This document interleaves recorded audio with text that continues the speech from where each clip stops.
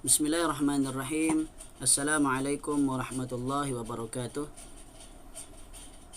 Innal hamdalillah nahmaduhu wa nasta'inuhu wa nastaghfiruh wa na'udzu billahi min shururi anfusina wa min sayyiati a'malina. Man yahdihillahu fala mudilla lahu wa man yudlil fala hadiya lahu. Wa ashhadu an la ilaha illallah wahdahu la syarika lahu wa ashhadu anna Muhammadan 'abduhu wa rasuluh. يا أيها الذين آمنوا اتقوا الله حق تقاته ولا تموتن إلا وأنتم مسلمون يا أيها الناس اتقوا ربكم الذي خلقكم من نفس واحدة وخلق منها زوجها وبث منهما رجالا كثيرا ونساء واتقوا الله الذي تساءلون به والأرحام إن الله كان عليكم رقيبا يا أيها الذين آمنوا اتقوا الله وقولوا قولا سديدا يصلح لكم أعمالكم ويغفر لكم ذنوبكم ومن يطع الله ورسوله فقد فاز فوزا عظيما أما بعد. Alhamdulillah, bersyukur kita kehadrat Allah Subhanahu wa taala kerana pada malam ini dapat kita meneruskan kuliah fardu ain kita, di mana pada malam ini insyaallah kita akan masuk satu topik, ataupun bukanlah topik, lebih kepada tahsin solat lah. Okay, saya rasa lebih kepada tahsin, kita memperbaiki solat kita. Okay. Sebelum kita memulakan masuk kepada bab solat, ada beberapa wasiat yang agak penting untuk kita ketahui daripada Imam Asy-Syafi'i agar kita berpegang dengan sunnah yang sahih. Okay. Sunnah yang sahih. Sunnah ni apa? Sunnah ni apa saja yang disandarkan kepada Nabi Muhammad sallallahu alaihi wasallam dari sudut perbuatan, percakapan, pengakuan, kemudian akhlak dan sifat Nabi sallallahu alaihi wasallam. Itu sunnah lah. Okay. Jadi jangan kita keliru bila mana disebut sunnah, ada orang ingat sunnah ni lebih kepada pemakaian semata-mata, lebih kepada yang zahir lah. Sedangkan sunnah ni sebenarnya meliputi seluruh apa yang disandarkan kepada Nabi, baik i'tiqad, keyakinan, maupun pada amalan Nabi sallallahu alaihi wasallam. Jadi di antara sunnah yang paling penting adalah akidah lah. I'tiqad, keyakinan, itu sunnah yang paling penting untuk dipelajari. Cuma setelah sunnah dari segi i'tiqad, akidah, sunnah yang keduanya dari segi amalan lah, dari segi amalan ataupun perbuatan. Maka perbuatan yang paling banyak kita lakukan seharian adalah berkenaan solat, kan, berkenaan solat. Jadi itu sebab kita mempelajari tahsin solat lah untuk malam ini. Jadi di antara wasiat Imam Asy-Syafi'i saya bawakan di dalam, sebenarnya ini adalah kertas kerja ataupun apa namanya, yang saya gunakan untuk daurah lah. Sebelum ini pernah saya buat daurah tentang tahsin solat, okay, di bawah kami punya NGO lah, Persatuan Pertubuhan Kebajikan An-Najiyah Sabah. Kami adakan tahsin solat di sana, dan ini adalah saya guna semula lah. Okay, dia punya kertas kerja dia. Jadi wasiat Imam Syafi'i yang pertama, kata Imam Asy-Syafi'i, ajma'al muslimuna ala anna man istabana lahu sunnatan an Rasulillah sallallahu alaihi wasallam lam yahillu lahu an yada'aha liqauli ahadin. Seluruh kaum muslimin telah bersepakat bahawa orang yang secara jelas telah mengetahui suatu hadis dari Rasulullah sallallahu alaihi wasallam tidak halal meninggalkannya demi mengikuti pendapat seseorang. Maksudnya semua orang Islam, maksudnya ulama lah, ulama telah bersepakat bahawa apabila kita tahu ada satu hadis yang jelas datang dari Nabi sallallahu alaihi wasallam, hadis itu sahih, maka tidak boleh kita tinggalkan hadis itu kerana mengikuti pandangan orang tertentu. Okay? Seperti konon ini guru kita telah ajarkan, dia ajar saya begini amalan sekian-sekian. Dia bagi tahu kita amalkan begini. Ini amalan bagus. Tiba-tiba kita jumpa ada hadis Nabi yang mana hadis Nabi menyanggahi pendapat ustaz tersebut yang ajar kita. Maka tidak boleh kita meninggalkan hadis Nabi. Wajib kita ikut hadis Nabi. Cuma syaratnya hadis tersebut bagaimana cara memahaminya itu perlu kita pelajari lah. Kadang-kadang ada juga hadis tapi cara fahamnya berbeza. Kita kena faham hadis tersebut sebagaimana ulama memahaminya. Kecuali sekiranya ada khilaf, maka selagi mana dalam rangka masih dalam pandangan ulama 4 mazhab tu, maka itulah ijma' ulama. Maksudnya itulah pandangan yang boleh kita ikuti, tidak boleh kita keluar dari pandangan ulama tersebut. Yang kedua, idza wajadtum fi kitabi khilaf sunnati Rasulillah sallallahu alaihi wasallam faqulu bi sunnati Rasulillah sallallahu alaihi wasallam wa da'u ma qultu wa fi riwayatin fattabi'uha wa la taltafitu ila qauli ahadin. Jika kamu menemui dalam kitabku sesuatu yang bertentangan dengan hadis Rasulullah sallallahu alaihi wasallam, maka hendaklah kamu berkata dengan sunnah Rasulullah sallallahu alaihi wasallam dan tinggalkanlah pendapatku itu. Imam Syafi'i kata, kalau kamu jumpa satu pandangan Imam Syafi'i bertentangan dengan hadis Nabi, maka hendaklah kamu ikut hadis Nabi itu. Pandangan Imam Syafi'i kata tinggalkan pendapat saya. Ini tawaduk, betapa tawaduknya Nabi, begitu mengagungkan sunnah Nabi SAW. Meskipun sekiranya pandangan dia tu bertentangan, kemudian ada orang jumpa hadis, dia suruh ikut hadis, jangan ikut pandangan dia. Jangan ikut, bukan merendah-rendahkan Imam Syafi'i, bahkan ini meninggikan darjat Imam Syafi'i kerana mengagungkan sunnah Nabi SAW. Dalam riwayat yang lain beliau berkata, maka kamu mengikutinya, jangan kamu berpaling kepada pandangan seseorang, pendapat seseorang. Jangan ikut orang lain lah. Jangan ikut orang, tapi ikut hadis Nabi. Biasa orang bilang, oh ustaz tu guru saya ajar begini. Guru seorang manusia biasa, kan? Kadang-kadang boleh betul, kadang-kadang boleh salah. Sebab itu ulama tidak boleh kita pegang dia seorang saja. Maksudnya kita mau pegang ulama ni, saya mau Imam Syafi'i seorang saja. Imam Syafi'i sendiri pun tidak suruh. Imam Syafi'i sendiri pun tidak suruh. Dia suruh ikut hadis Nabi. Bukan maksudnya kita ndak, kalau kita ikut hadis jalan, ndak apa ikut ulama. Tidak. Ulama tu memang kita kena pegang keseluruhan mereka. Semua ulama ni kita kena pegang. Macam hujan. Perlahan kah? Pandai perlahan suara. Jadi mana sudah tadi? Kita kena ikut hadis Nabi, jangan ikut pandangan seseorang. Idza sahhul haditsu fahuwa madhhabi. Jika sesuatu hadis itu sahih, maka itulah madhabku, kata Imam Syafi'i. Kullu mas'alatin sahu fiha al-khabar an Rasulillah sallallahu alaihi wasallam inda ahli an-naqli bi khilafi ma qultu fa ana raji'un anha fi hayati wa ba'da mauti. Setiap masalah sahihnya hadis dari Rasulullah sallallahu alaihi wasallam menurut ahli hadis yang itu bertentangan dengan apa yang aku katakan, pasti akan aku tarik semula, sama ada semasa hidupku atau setelah wafatku. Jadi setiap hadis yang sahih ini sebenarnya berulang-ulang apa yang diucapkan Imam Syafi'i, semua ni satu makna juga sebenarnya. Cuma dia punya dia punya riwayat dia berbeza-beza lah.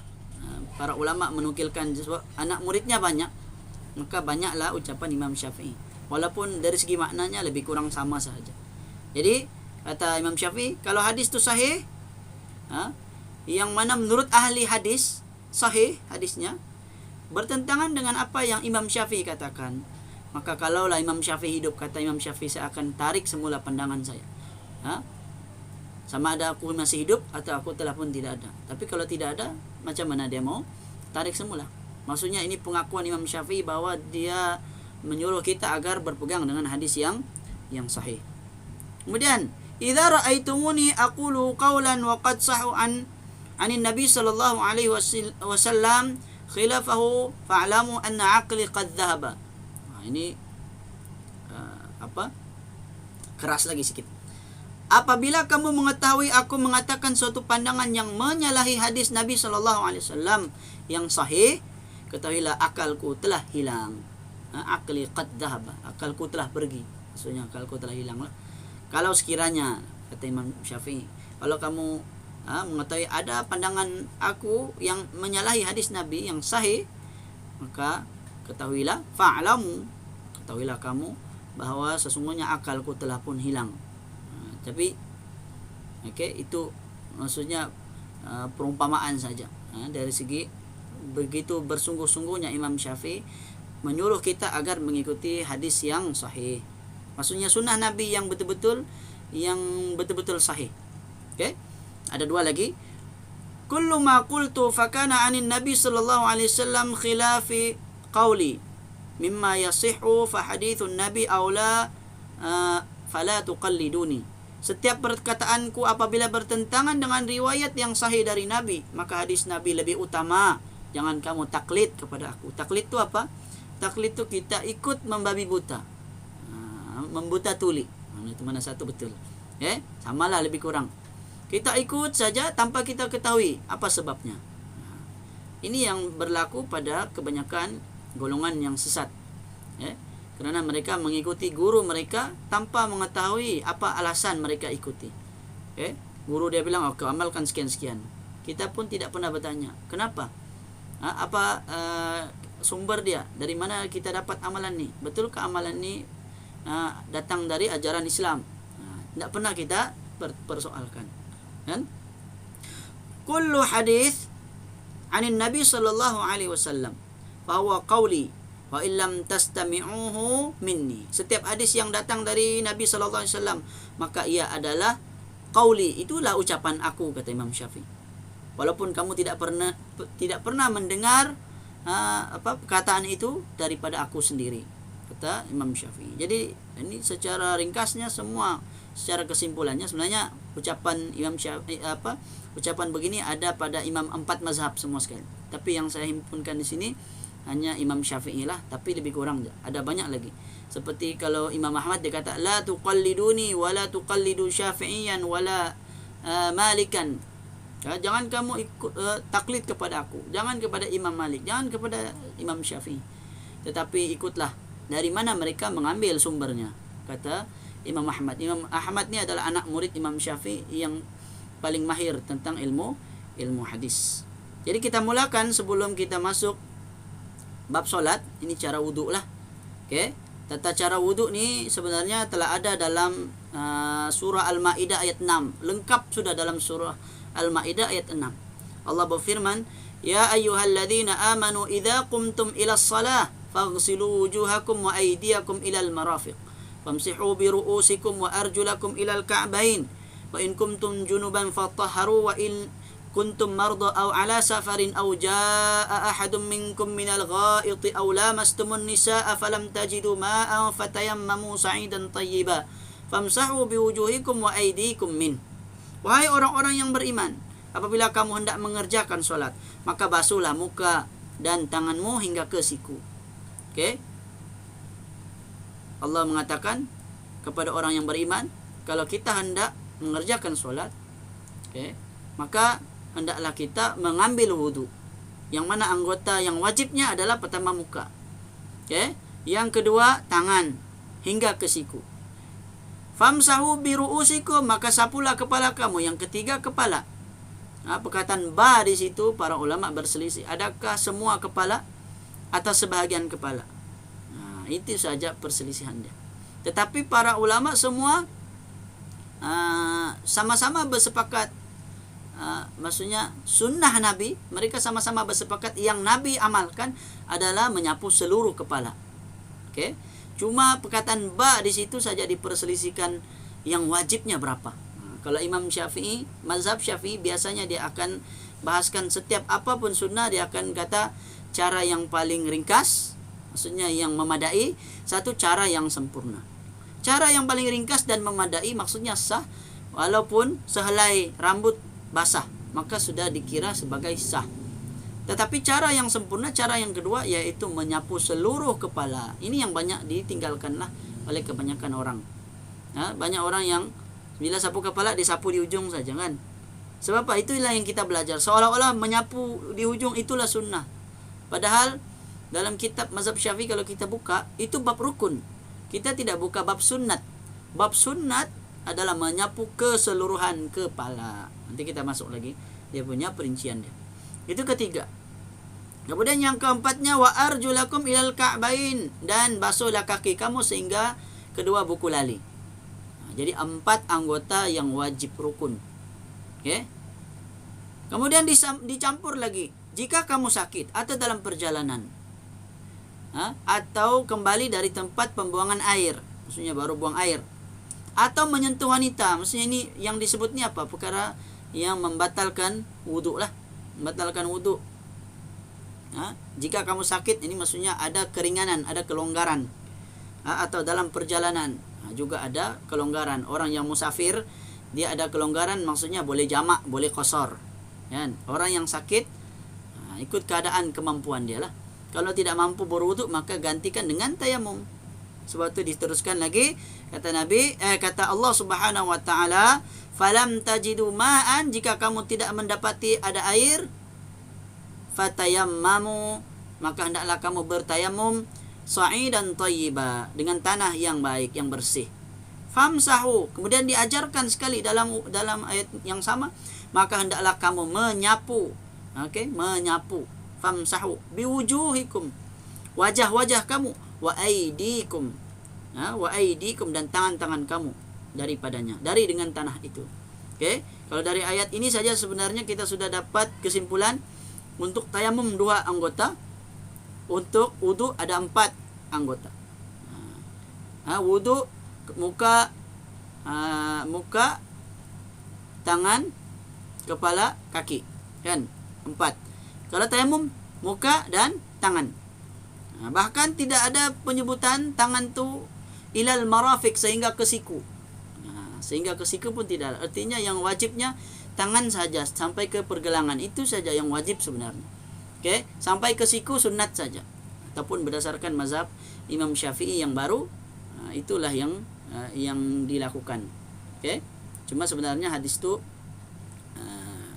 tidak lebih sahih dari hadis yang sehingga ke pergelangan saja. Okey.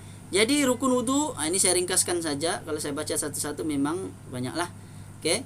Imam An-Nawawi berkata, berkenaan dengan sifat wudu Nabi SAW, para ahli hadis telah berhujah dengan hadis-hadis yang sahih yang diambil dari kumpulan-kumpulan para sahabat yang meriwayatkannya. Para sahabat telah mensifatkan secara tertib. Maksudnya ada urutan dia. Mula-mula muka, lepas tu tangan, lepas tu kepala, lepas tu kaki. Jadi itu adalah tertib dia, urutan dia. Dan ini dalam keadaan mereka ramai dan berada di tempat yang berlainan ketika meriwayatkannya, serta terdapat banyak perbezaan dalam menyebut sifat-sifat wudu baginda pada masalah bilangan Rasulullah SAW menyapu, membasuh dan atau menyapu, sama ada 1 kali, 2 kali atau 3 kali. Okay, jadi dalam banyak hadis Nabi ini, para ulama masing-masing ada riwayatnya berbeza-beza lah. Okay. Ada yang kata Nabi ambil wuduk sekali-sekali, ada kata 2 kali, ada 3 kali, ada yang campur-campur. Muka sekali, tangan 2 kali, lepas tu kaki 3 kali. Bahkan ada pula riwayat yang kaki bilangan lebih dari 3 kali. Tapi itu tidak kita bahaskan lah. Okay? Kita tidak bahaskan. Cuma ringkasnya memang ada perbezaan yang itu. Tetapi kata Imam An-Nawawi, walaupun terdapat perbezaan dalam periwayatan tersebut, tetapi tidak sabit dalam hadis tersebut sifat tidak tertib. Jadi tidak ada satu pun hadis yang mengatakan urutannya berbeza. Kaki dulu, kepala dulu, ataupun ditukar-tukar urutannya. Ini menunjukkan bahwa tertib adalah ijma' ulama, wajib tertib mengikut urutan. Okay? Mengikut urutan. Tapi saya ingat masalah ini tidak ada masalah sangatlah.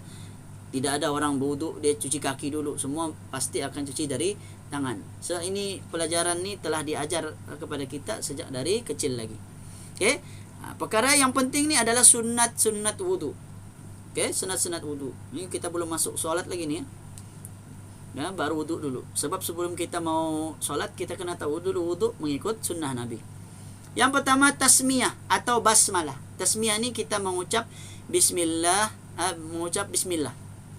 Tapi kalau basmalah ni ucapan bismillahirrahmanirrahim secara lengkap lah. Jadi mana-mana pun tidak ada masalah. Sebelum kita ambil wuduk, kita ucap bismillah atau bismillahirrahmanirrahim. Sebagaimana riwayat Anas bin Malik radhiyallahu anhu, beliau berkata, baginda, maksudnya Rasulullah sallallahu alaihi wasallam, meletakkan tangannya di dalam bekas yang berisi air. Jadi ada bekas, bekas tu Gayung lah, kita katakan gayung ataupun baldi. Nabi masukkan tangan di dalam gayung. Nabi masukkan tangan Nabi di dalam gayung tersebut. Okey? Artinya itu cara Nabi wudu. Cuma yang perlu kita pastikan sebelum kita masukkan tangan kita dalam gayung, pastikan kita telah mencuci tangan kita terlebih dahulu di luar gayung. Kecuali sekiranya kita ambil wudu daripada kolah, daripada air yang melebihi 2 kolah. Maksudnya seperti kolah lah yang di masjid-masjid biasa ada kan, kolah yang besar tu kan, ada kolam dia, tempat untuk mengambil wudu. Yang itu boleh masuk tangan terus-terus saja, walaupun cuci tangan dalam tu pun tidak ada masalah. Sebab air yang lebih dari 2 kolah, kata Nabi, tidak akan menajiskan sesuatu apapun. Kecuali lah ya celup, ya masuk tangan boleh. Okey. Cuma kalau kita pakai gayung, maka kita kena cuci dahulu di luar gayung, barulah kita celup tangan kita, masuk tangan ke dalam bekas tersebut. Boleh, tidak jadi masalah. Yang penting kita sudah cuci tangan kita. Okey. Seraya bersabda, berwuduklah kamu dengan nama Allah. Maksudnya dengan menyebut nama Allah, dengan membaca bismillah. Kata Anas, aku melihat air terpancar keluar dari celah-celah jari Rasulullah SAW sehingga mereka semua dapat berwuduk dengan air tersebut dan bilangan mereka lebih dari 70 orang. Hadis riwayat An-Nasa'i ini tentang mukjizat Nabi lah. Sebab dalam hadis yang sama ni ada menyebutkan tentang mukjizat Nabi ketika Nabi masukkan tangan, ambil wuduk, lepas tu Nabi bagi air tersebut kepada orang lain. Air tersebut cukup untuk 70 orang. Ini mukjizat. Sebab air itu datang dari mana? Keluar dari celah-celah jari Nabi SAW. Ini mukjizat Nabi lah. Okay. Yang kedua, membasuh 2 telapak tangan sebanyak 3 kali sebelum dimasukkan ke dalam bekas air. Yang tadi saya sebut itulah. Okay.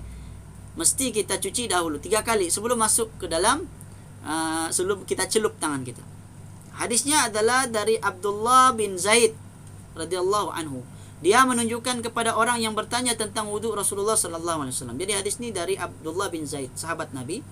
Orang bertanya kepada Abdullah bin Zaid, macam mana wuduk Nabi? Maka dia pun ajarkan. Dia pun tuang air dari bekas air ke atas tangannya sebanyak 3 kali. Maksudnya dia tuang dahulu, Dia tidak terus masuk, tapi dia tuang dahulu. Setelah dia tuang, barulah dia masukkan tangan dalam bekas tersebut. Barulah disebut hadis yang tadilah. Hadis ini adalah riwayat Bukhari dan Muslim. Okey, hadis ni panjang. Ya, semua pakai pipe lah. Ya, ketika kita tidak ada air, maka untuk menjimatkan penggunaan air, kita boleh gunalah cara tersebut. Ya, kita guna gayung. Walaupun satu gayung kita ni pun ada macam-macam, ada gayung yang kecil, ada yang besar. Kan? Kalau orang Arab tu, dia orang pakai satu gelas, satu cawan pun cukup sudah sebenarnya. Kan? Sudah cukup. Ataupun kita pergi umrah atau pergi haji, biasanya dibagi bekal spray. Cukup untuk kita wudu. Sebab kita cuma perlu spray, lepas tu kita lap tanpa kita tanpa kita angkat tangan lah. Itu maksudnya untuk basuhan yang pertama sahaja. Sebab berdasarkan mazhab Syafi'i, basuhan yang pertama akan menghasilkan air yang mustakmal. Basuhan kedua dan ketiga tidak menjadi mustakmal lagi. Jadi basuhan pertama tu jangan diangkat tangan. Maksudnya kita di muka pun kita lap saja tanpa kita angkat, lepas tu letak balik. Okey? Tapi itu hanya mazhab Syafi'i lah. Adapun mazhab lain, mazhab Hambali, air mustakmal itu tetap menyucikan, tidak ada masalah walaupun kita angkat tangan. Cuma itu dalam mazhab Syafi'i saja. Jadi bila kita cuci yang pertama, kita tidak angkat, yang kedua, ketiga, bolehlah kita angkat, tidak ada masalah. Okey, kita angkat tangan pun boleh, tidak masalah. Jadi itu cara mengambil wudu di tempat yang kecil lah. Okey, yang ketiga, saya ingat ini okey sudah nih kan. Yang ketiga, bersiwak. Bersiwak ni kita berus gigi lah. Bersiwak. Cuma bersiwak ni atau berus gigi ni dia ada 2. Satu berus gigi dengan alat berus gigi, satu dengan kayu sugi kan. Okey. Mana yang lebih sempurna antara 2 ni? Yang lebih sempurna maksudnya dari segi waktu untuk berus gigi, dari segi tempatnya adalah kayu sugi lah. Kayu sugi, kalau kita menggunakan kayu sugi, maka kita boleh guna sebelum wudu pun boleh, sebelum solat pun boleh. Sebab kayu sugi itu dia kering, dia kering, dan boleh walaupun lepas kita sebelum sembahyang, lepas lepas Bilal melaungkan iqamat, kita masih boleh bersihkan gigi. Sebab Nabi SAW bersabda, laula an asyqa ala ummati la amartuhum bisiwaki inda kulli wudu. Dalam riwayat yang lain, inda kulli salah. Kalaulah tidak memberatkan umatku, kalaulah tidak kerana bimbang memberatkan umatku, akan membebankan akan umatku, nescaya akan aku wajibkan kepada mereka untuk bersiwak setiap kali hendak berwudu. Dalam riwayat yang lain, setiap kali hendak solat. Jadi sebab tu kita tengok orang Arab biasanya ada di sini kayu sugi dia. Sebelum solat dia kasih bersih dulu. Sebab itu sunnah Nabi. Kalau kita pakai berus gigi, maka berus gigi adalah alat yang lebih sempurna dari sudut pembersihan gigi lah. Cuma dari sudut tempat kita tidak boleh berus sebelum solat. Sebab biasanya menggunakan berus gigi memerlukan air, memerlukan berkumur-kumur dan membuang semula sisa. Dia akan menyebab, biasanya pakai Colgate akan banyak keluar air dan kita perlu buang air. Berbeza dengan kayu sugi, walaupun kering-kering itu kita boleh bersihkan juga. Yang keempat, banyak nih berkumur-kumur, madmadah. Dalam bahasa Arab disebut sebagai madmadah, berkumur-kumur. Abdullah bin Zaid, ini hadis sebenarnya adalah hadis yang panjang dari hadis yang nomor 2 tadi. Hadis riwayat Bukhari dan Muslim dari Abdullah bin Zaid. Cuma ada 3 titik kan. 3 titik tu maksudnya ada sambungannya. Sambungannya pergi nomor 4 itulah. Allah bin Zaid menyebutkan, lalu baginda pun berkumur-kumur, tamat madah dalam bahasa Arab. Nabi pun berkumur-kumur. Kemudian yang kelima, memasukkan air ke dalam hidung. Dalam bahasa Arab disebut istinsyak dengan tangan kanan, kemudian mengeluarkannya yaitu istinthar dengan tangan kiri begini. Kita ambil air, masuk dalam mulut, sisa-sisanya masuk ke dalam hidung.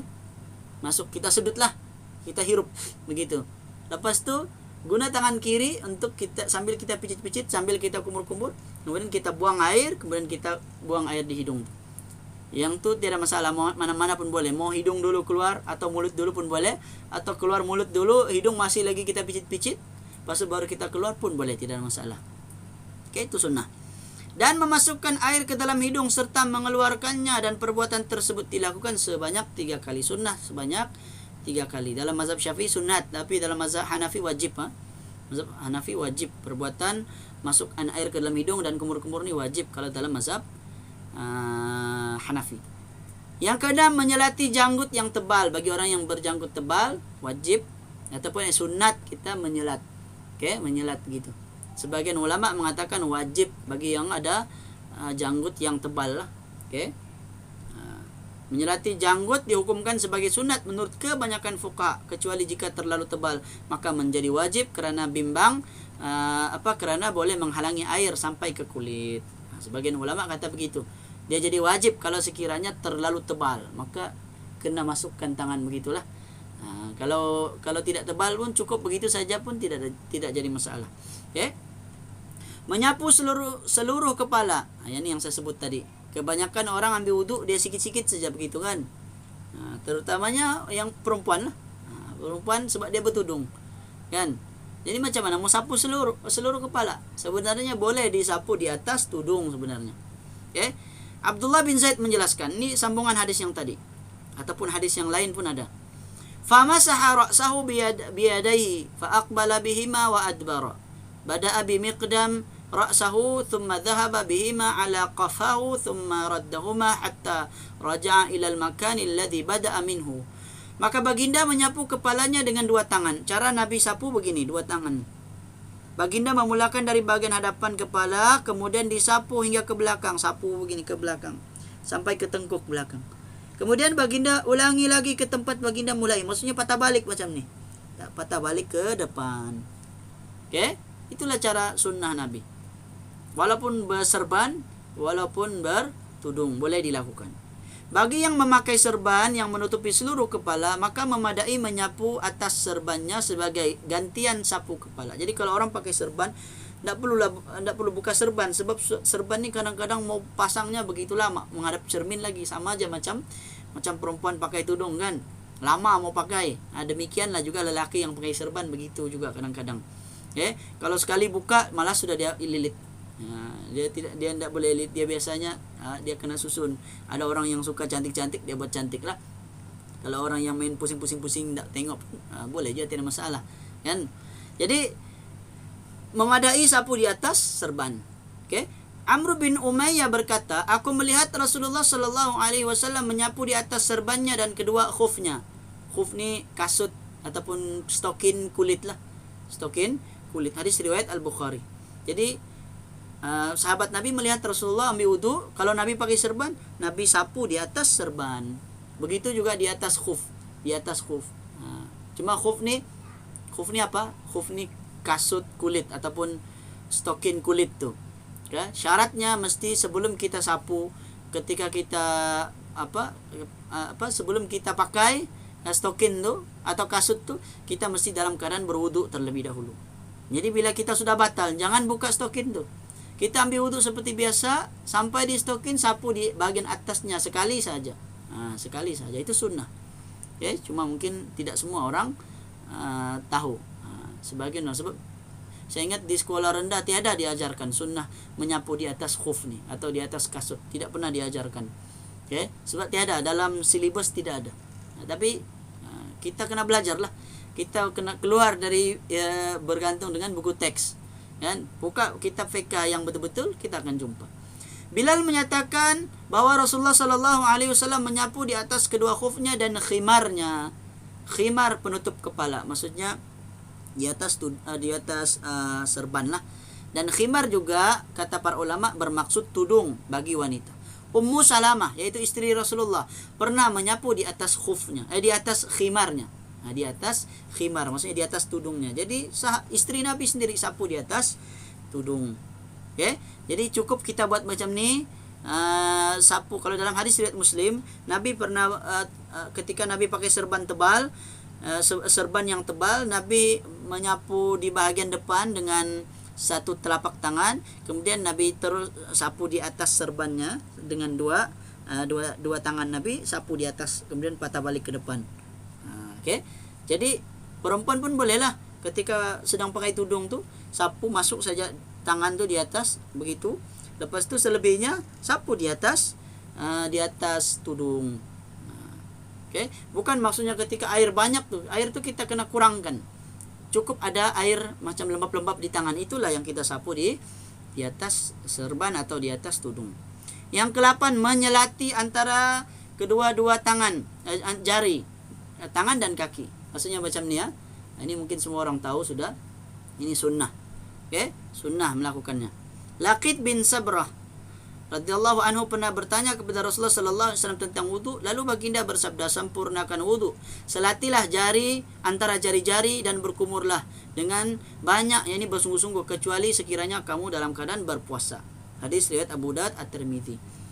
Al-Mustawrid berkata, ra'aitu Nabi sallallahu alaihi wasallam tawadda fa khallil asabi' rijlaihi bi khinsirihi. Ini untuk kaki, khas untuk kaki. Aku melihat Rasulullah sallallahu alaihi wasallam berwudu, kata Al-Mustawrid, baginda menyelati antara jari-jari kakinya dengan jari kelingking. Untuk kaki guna jari kelingking. Ini katakanlah ini kita punya kaki, kita guna kelingking, kita masukkan di antara jari-jari kaki. Sebab jari kaki kita ni dia tidak boleh buka besar. Suatu kita guna jari kelingking. Kalau kita guna jari telunjuk, ataupun kita masuk begini, dia sangat besar kan. Yang ke-9, menyapu kedua-dua telinga, zahir dan batin, maksudnya dalam dan luar, dengan air yang baru. Dengan air yang baru. Ibnu Abbas radhiyallahu anhu meriwayatkan anna Nabi sallallahu alaihi wasallam masaha bi ra'sihi wa udhunaihi zahiruhuma wa batinuhuma. Nabi SAW telah menyapu kepalanya dan kedua telinga, zahir dan batin, maksudnya di dalam dan di luar lah. Maksudnya telinga tu kita masukkan jari dengan jari telunjuk ni masuk di dalam lubang, ibu jari ini di bagian luar lah, kemudian kita sapu. Ini mungkin semua orang tahu lah, semua orang biasa amalkan. Oke, yang ke-10, menyapu semua basuhan sebanyak 3 kali berdasarkan keumuman hadis. Riwayat Muslim dari Sayyidina Uthman, ala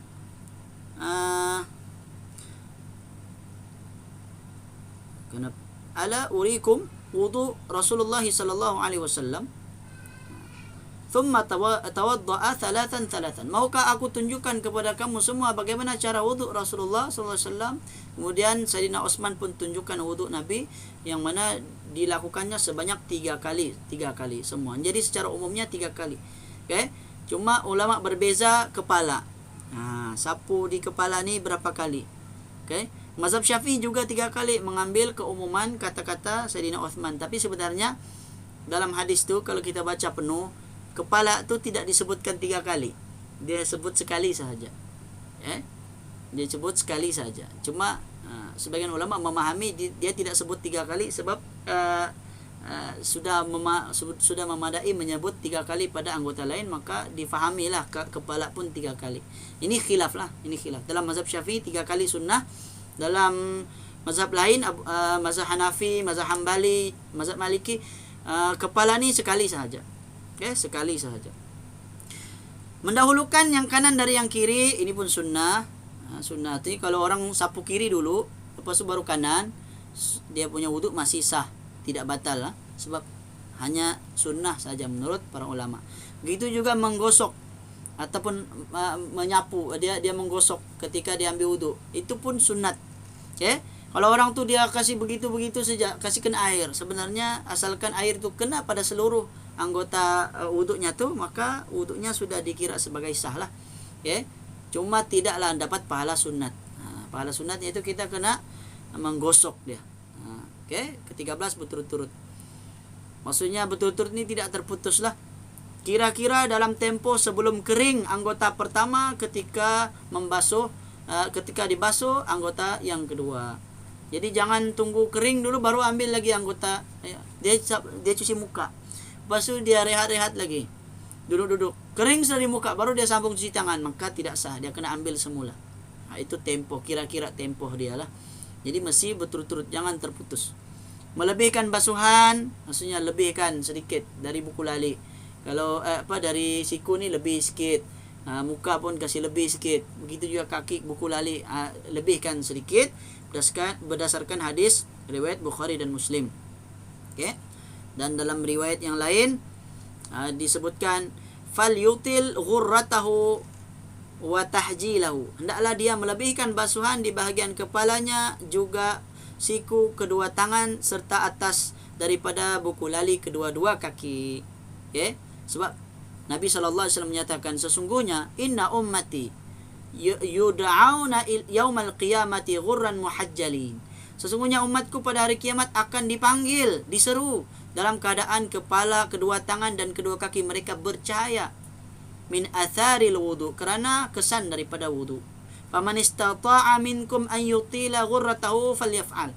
Maka barang siapa di kalangan kamu yang mampu untuk memanjangkan bahagian basuhan tersebut, maka hendaklah dia melakukannya. Cuma hadis yang di ujung ni, silap saya, dia dia merupakan kata-kata Abu Hurairah. Abu Hurairah ni sahabat Nabi. Dia pernah mengambil wuduk, dia kasih panjang sampai bahu, kaki pula sampai ke betis. Maka ada sahabat yang menegur lah, sahabat Nabi yang lain yang menegur bahwasanya tidak ada sahabat lain yang melakukan begitu. Maksudnya terlampau lebih lah. Maka itu ijtihad Abu Hurairah. Tapi yang benarnya, yang sahihnya, cukup melebihkan sedikit, tidak terlalu lebih sampai ke siku. Jadi itu hanya amalan Abu Hurairah seorang sahaja.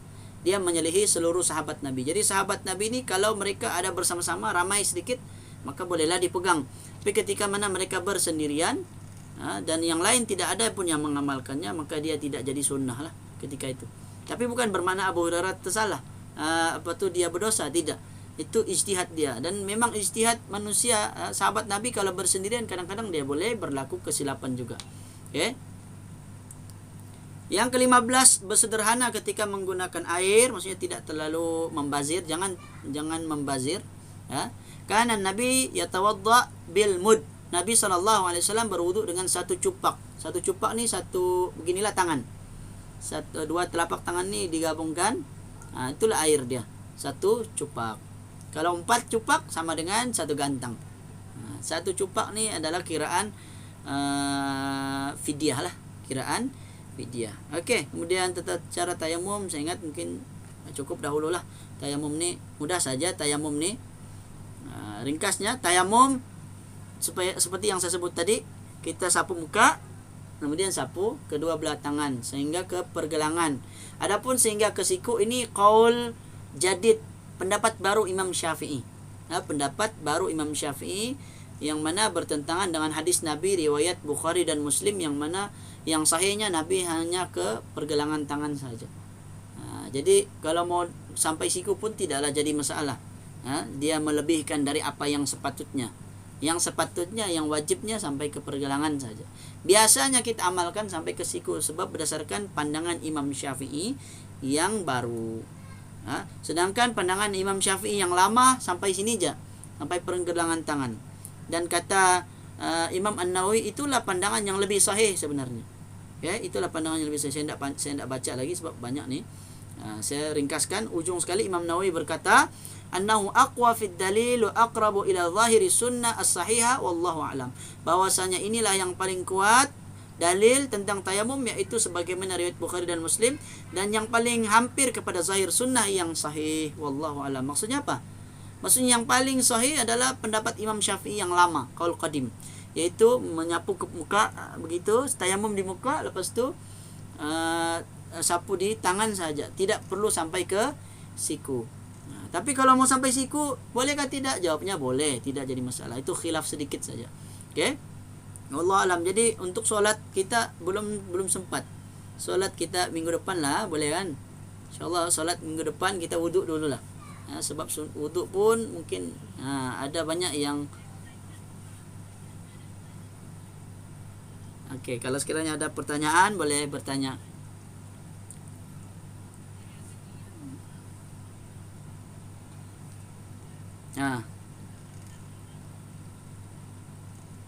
Okey, pendapat Imam Syafi'i ada dua. Imam Syafi'i dia ada dua pandangan.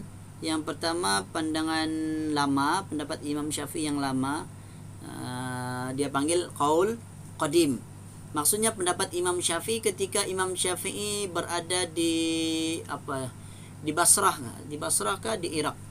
Di Irak lah, Irak di tempatnya di Basrah lah. Basrah. Maksudnya di Irak lah. Imam Syafi'i belajar dengan guru-gurunya yang bermazhab Hanafi di sana. Kemudian dia mengeluarkan pendapat dia, fatwa dia, pandangan dia berdasarkan apa yang dia belajar semasa dia berada di Basrah. Di Basrah atau di Kufah. Ya, yaitu di Irak lah. Ya. Tetapi kemudian Imam Syafi'i dia pergi ke Mesir. Setelah dia pergi ke Mesir, dia dapati ada banyak lagi hadis di sana. Okay. Dia jumpa hadis lain yang dia tidak pernah jumpa sebelumnya. Maka terjadi ada dua pandangan Imam Syafi'i, dan pandangan Imam Syafi'i yang baru dipanggil qaul jadid, pendapat yang baru.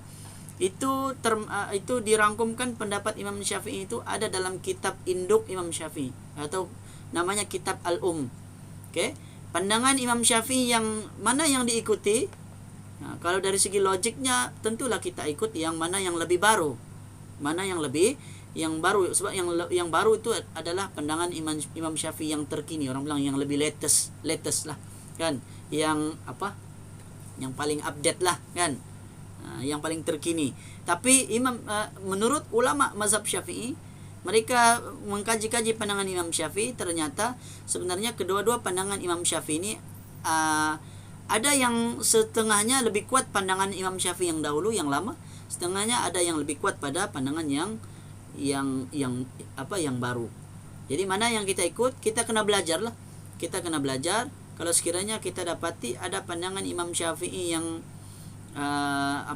yang lebih kuat, maksudnya lebih kuat berdasarkan hadis Nabi yang sahih. Begitu juga penjelasan para ulama menjelaskan mana lebih kuat. Ulama kata yang lebih kuat pandangan ini contohnya, yang baru contohnya, maka kita ikut yang baru. Kalau pandangan ulama contohnya Imam Nawawi imam yang lebih ke belakang ulama mutaakhirin. Nah, dia mengkaji pandangan Imam Syafi'i, bahkan dia menjadi ulama rujukan dalam mazhab Syafi'i. Maka dia mengatakan pandangan Imam Syafi'i dalam masalah tayamum ni, pandangan yang lama itu lebih sahih berdasarkan hadis Nabi. Okay? Macam mana boleh berlaku?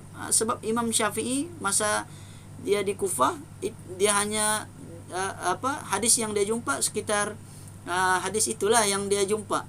Tapi bila dia pergi ke Mesir, dia jumpa lagi hadis yang lain, sehingga akhirnya dia pun mengeluarkan pandangan yang baru berdasarkan hadis yang dia temui. Cuma apa yang menjadi permasalahan, maksudnya kenapa pandangan Imam Syafi'i yang baru ni lemah dalam masalah tayamum?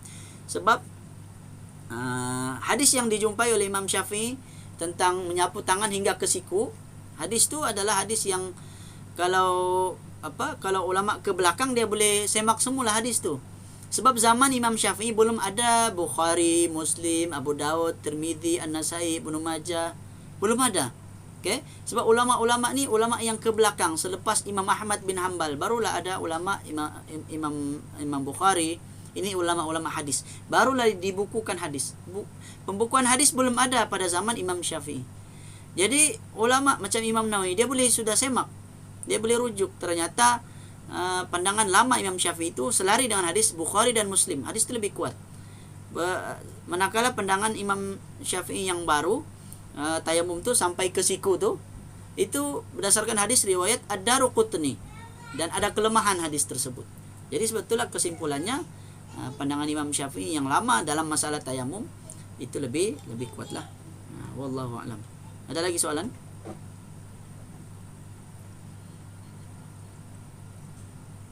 Solat boleh, tapi pendek saja. Jam 8 ya. Okey.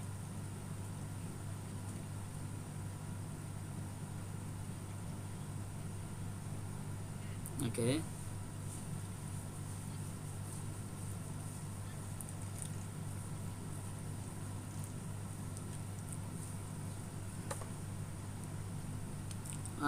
Okey. Masalah kita sujud sahwi untuk solat sunat. Adakah perlu sujud sahwi untuk solat sunat sekiranya tertinggal rukun? Okey, jawabnya kalau sekiranya dia melibatkan rukun, kan? Rukun maksudnya apa? Maksudnya perbuatan tu merupakan perbuatan yang rukun lah. Seperti rakaat kan, ruku, apalagi sujud. Kalau kita tertinggal sujud, maka betul kita kena sujud sahwi. Okey, untuk menyempurnakan. Dia lebih kurang dia sebenarnya. Tetap juga kena sujud sahwi walaupun dalam masalah dalam masalah solat sunat. Kecuali lah yang kita tertinggal tu perkara yang sunat yang tidak melibatkan perbuatan tu rukun. Contohnya kita tertinggal, kita solat sunat witir, kita tertinggal kunut. Kunut. Dalam salat witir kunut sunat saja. Ketika kita tertinggal kunut dalam salat witir, maka tidak perlu sujud sahwi lah. Okay? Tapi sekiranya kita tertinggal ruku, contohnya ruku tertinggal, maka sebenarnya solat kita tu masih kurang rakaat dia, maka kita perlu sempurnakan. Maksudnya kita kena ganti dia. Ganti kita punya rakaat tu, ganti ada dia punya ruku, kemudian kita sujud sahwi lah. Kita sujud sahwi. Sujud sahwi ini bukan tertinggal rukun saja, bahkan tertinggal yang sunat ataupun ragu pun tetap juga diganti. Kita boleh buatlah sujud sahwi itu. Wallahu a'lam. Okey.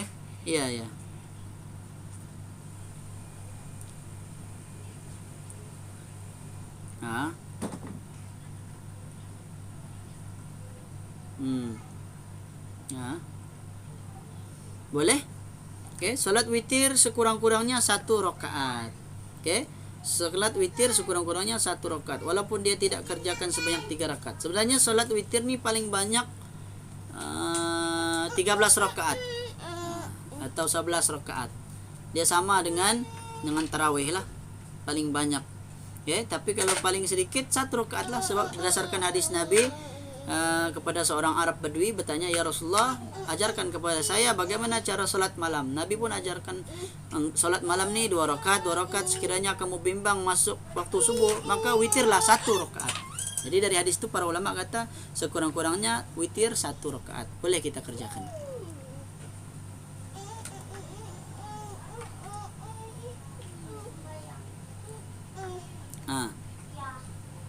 Boleh, tidak masalah. Boleh juga. Oke. Iya, sama. Ada lagi? Assalamualaikum warahmatullahi. Ya. Ya, boleh.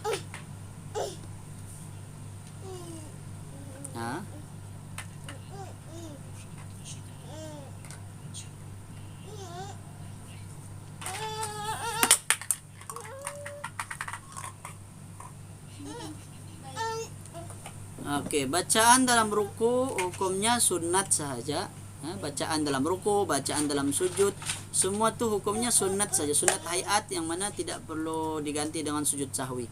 Kalau kita tertinggal pun maka salat kita tetap sah dan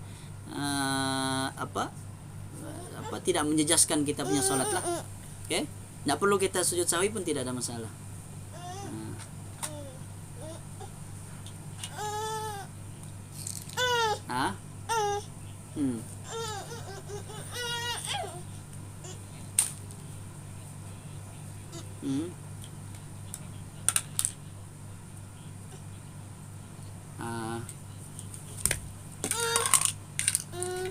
Ya, tidak masalah. Ya.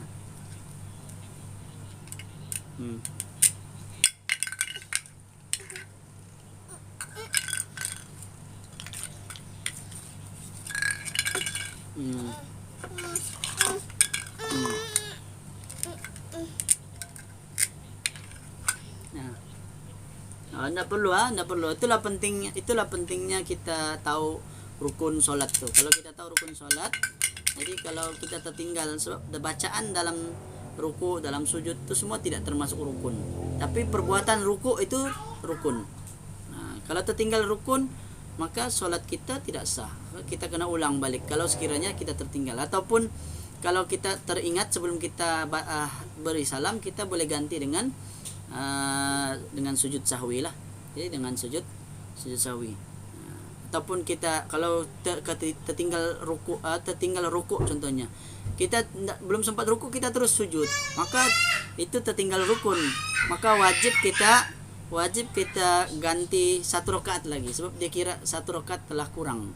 Okay? Kita kira kurang 1 rakaat tu, kita kena buat lagi 1 rakaat, kemudian kita sujud sahwi lah sebelum kita bagi salam. Ya, tidak baca saja kan. Ya, lupa bacaan ruku tidak ada masalah. Dia tidak, bahkan kalau kita sengaja tidak baca pun sebenarnya sembahyang masih sah. Dia tidak membatalkan sembahyang, dia tidak termasuk dalam rukun salat. Dia hanya sunat hayat, sunat yang tidak perlu diganti dengan sujud sahwi kalau sekiranya kita tertinggal. Bahkan kita sengaja tidak baca pun tidak ada masalah. Okay? Cuma sebaiknya kita bacalah. Sebaiknya kita baca sekurang-kurangnya 1 kali subhana rabbiyal a'la, paling kurang. Oke. Wallahu alam. Oke. Ya, sama-sama. Oke, jadi saya kira cukup dahulu untuk malam ini. Insyaallah kita akan sambung lagi pada minggu hadapan. Oke, sambungannya berkenaan salat lah. Kita akan masuk satu persatu tentang salat lah. Yang mana saya boleh ringkaskan, ikut kemampuan lah. Okay? Sebab banyak juga kalau saya baca satu persatu nih. Okay? Jadi itu sajalah untuk malam ni. Tidak ada lagi apa persoalan. Waalaikumsalam warahmatullahi.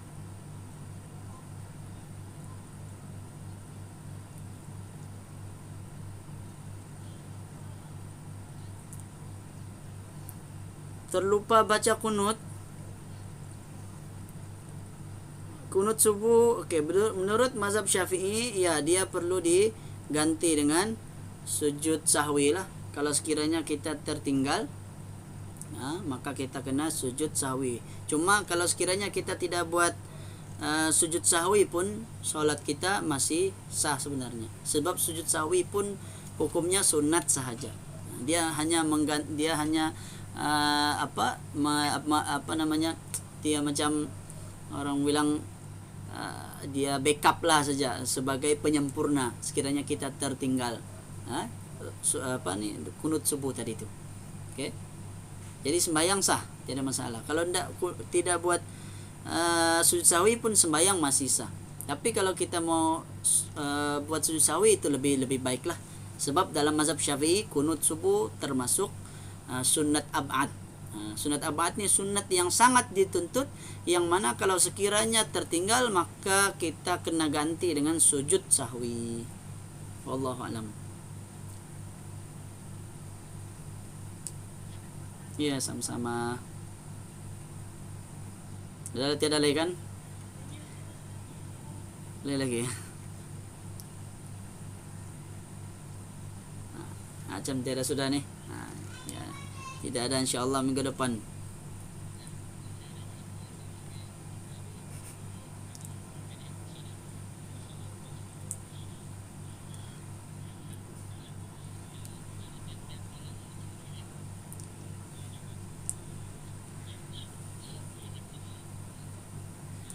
InsyaAllah kumpul-kumpul soalan. Ya, sama-sama. InsyaAllah nanti kita jumpa. Ya, InsyaAllah. Yang baik datang dari Allah, yang lemah dari saya sendiri. Saya memohon maaf sekiranya ada kekurangan dalam penyampaian saya. Aqulu qauli hadza wa astaghfirullahal azim li wa lakum. Wa sallallahu ala nabiyyina Muhammad wa ala alihi wa sahbihi wa baraka sallam. Assalamualaikum warahmatullahi wabarakatuh.